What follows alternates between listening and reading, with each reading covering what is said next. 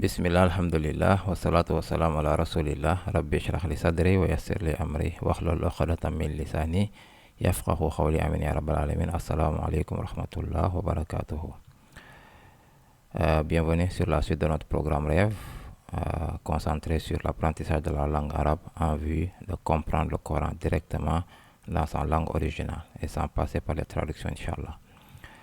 Donc, nous avons fini l'étude de la première propriété d'un ism, c'est-à-dire statut, et ensuite nous avons enchaîné avec les fragments.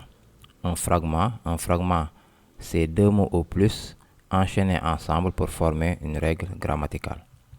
Et le premier fragment que nous avons vu, ce sont les harf jar. Les harf jar et leur relation avec le ism. Et nous avons vu qu'un harf jar, j'agrandis ça, voilà. Nous avons vu qu'un harf jar rendait le ism qui le suit jar. Donc revoyez le cours d'avant pour avoir une idée. Ensuite, nous avons vu les harf nasab. Harf nasab, un peu comme les harf jar. Le harf nasab rend le ism qui le suit au statut nasab. Et nous avons vu que pour les harf jar, on a une relation, ils sont liés. Le harf jar et sa victime, les ism sont directement liés. Alors que pour le harf nasab et sa victime, ils ont une relation longue distance, c'est-à-dire nous pouvons avoir des éléments entre les deux. Et je vous avais aussi dit de mémoriser ces différents harfs. Pour les harf jar, les harfs étaient bata, kaf, lam, waw, min, fi, an, ala, hatta, ila. Et pour les harf nasab, c'était inna, annaka, anna, bi, anna, layta, lakin, ala, Allah. Donc il est très très important de mémoriser ces harfs. Okay, comme je vous l'ai dit à chaque fois, ces harfs sont énormément présents dans le Coran, donc il est important de les connaître. Aujourd'hui, notre troisième fragment que nous allons apprendre, c'est ce qu'on appelle... Alors déjà, c'est quoi un fragment? Un fragment, c'est plus qu'un mot. Comme je vous ai dit tout à l'heure, un fragment, c'est la relation entre deux mots ou plus pour former une règle grammaticale. Donc un fragment, c'est plus qu'un mot, mais moins qu'une phrase. Puisqu'un fragment ne peut pas nous donner une compréhension complète d'un verset du Coran, par exemple. C'est juste, voilà, comme son nom l'indique, c'est un fragment d'une phrase. Ok? Et donc, nous allons étudier 5 fragments, Inch'Allah. Nous en avons déjà étudié 2, comme je vous ai dit, les harf jar et les harf nasab. La relation entre un harf et un ism pour ces deux. Pour le fragment qui suit sera une idafa. Le fragment suivant sera une idafa. Et une idafa, c'est une relation entre deux isms. C'est une relation entre deux isms directement. Ok? Voilà. Donc, une idafa nous montre généralement la possession. La possession. Par exemple, si je dis le jour, voilà, j'agrandis ça, excusez-moi. Voilà. Si je dis le jour du jugement, ou bien je dis la maison d'Allah, ou bien je dis son livre. Voilà. 3 exemples de possession. Le jour du jugement, la maison d'Allah et son livre. Donc, il y a 2 parties dans un fragment, dans une idafa. Il y a 2 parties. Il y a la partie avant 2. Ici, il faut bien mettre en évidence le mot 2. Voilà. Pour ce troisième cas, nous allons y revenir. Ok? Donc, ici, le jour du jugement, le mot 2 est ici. Ici, c'est 2, mais c'est le mot 2. Donc, il y a la partie avant 2, c'est-à-dire le jour, et il y a la partie après 2, c'est-à-dire jugement. Même chose ici. La partie avant 2, c'est la maison, et la partie après 2, c'est Allah. Ok? Donc, pour une idafa, nous avons 2 parties. Ok? La partie avant 2 est appelée mudaf. Mudaf. Mudaf, c'est la partie avant 2. Voilà. Et la partie après 2 est appelée mudaf ilayhi. Voilà.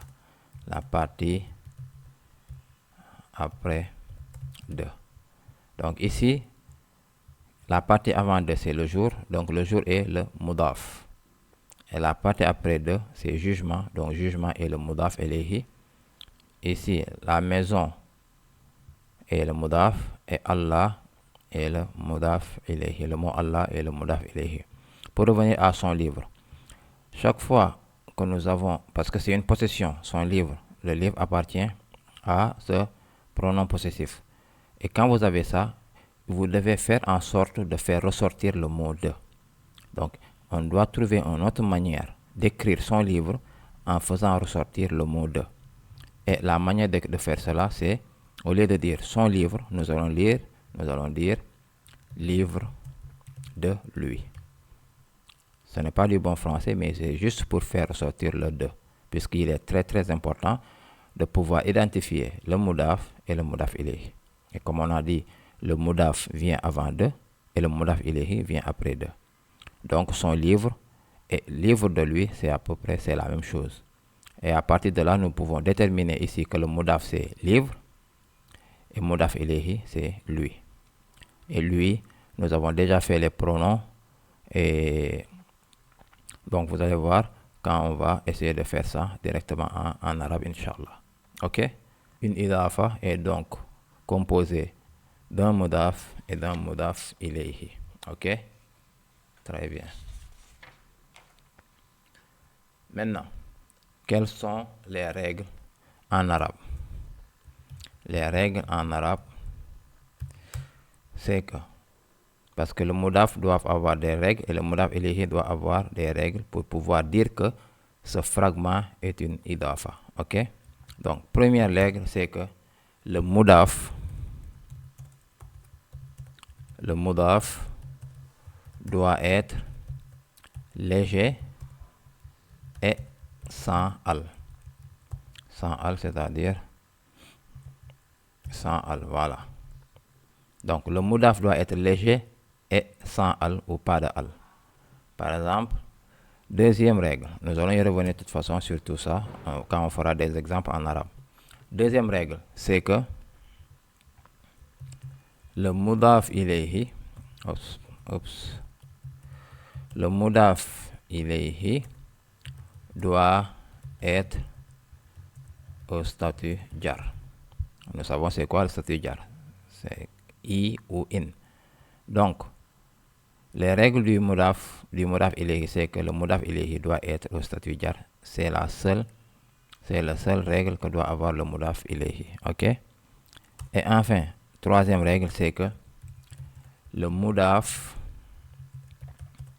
et le mudaf ilayhi doivent être directement liés.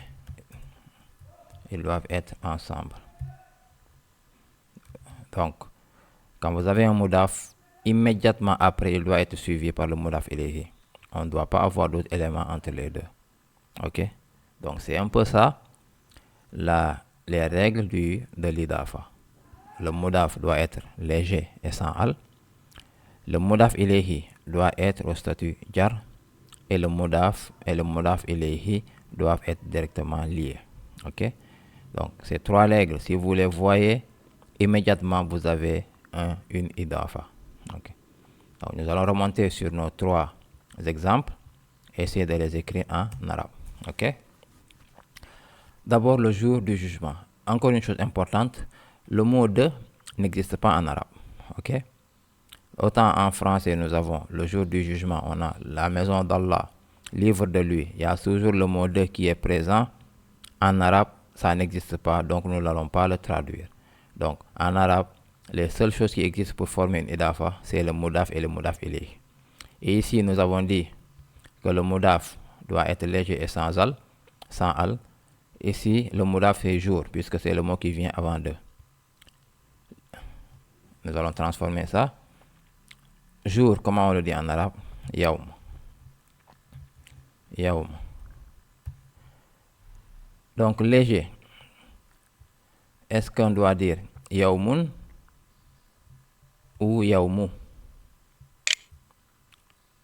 Parce que Yaoumoun, nous entendons le son N supplémentaire, donc c'est lourd. Si vous allez en arrière, lorsqu'on faisait l'étude du statut d'un ism et quand on apprenait le concept de lourd et léger avec le tableau Muslimoun.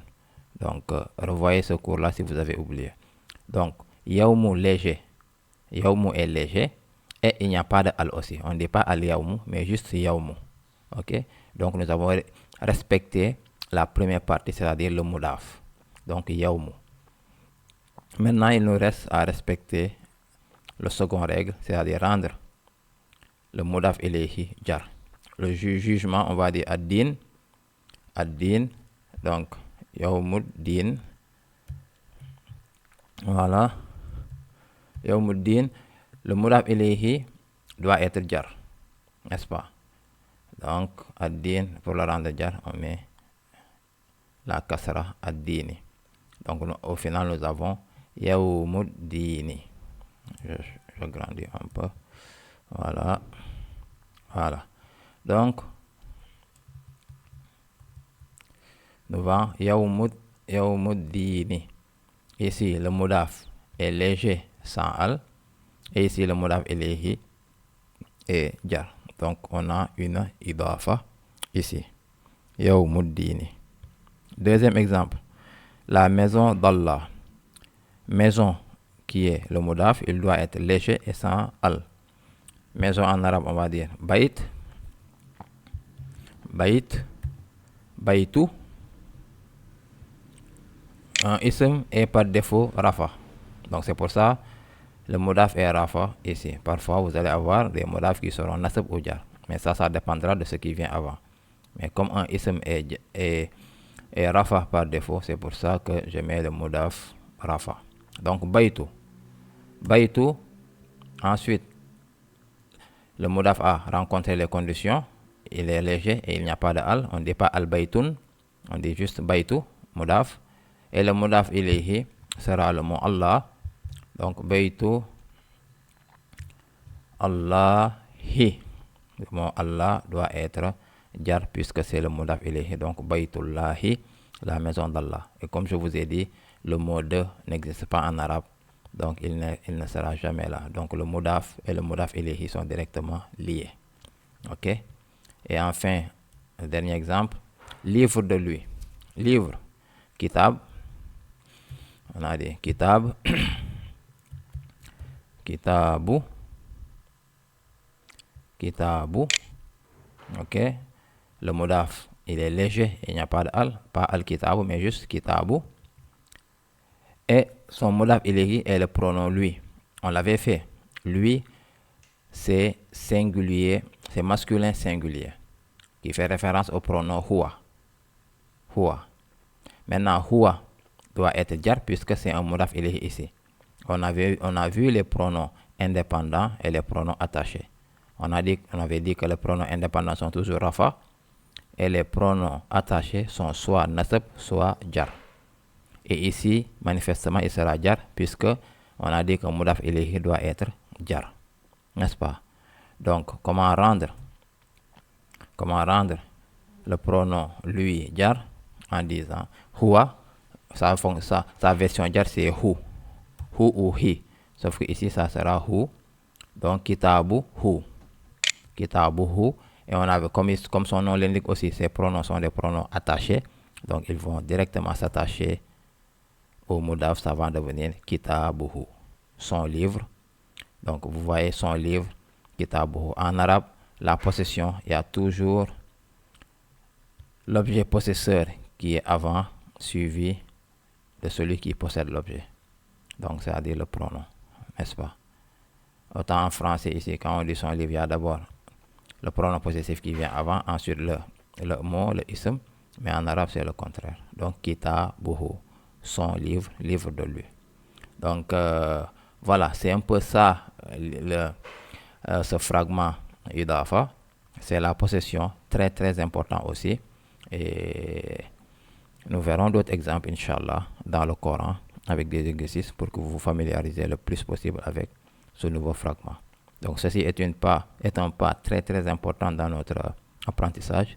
Revoyez ces règles, revoyez ces fragments, que ce soit le harf jar, les harf nasab, l'idafa avec ces 3 règles-là.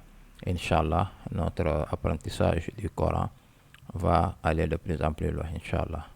Donc nous allons nous arrêter sur ça avant la suite, Inch'Allah. Assalamu alaikum wa rahmatullahi wa barakatuh.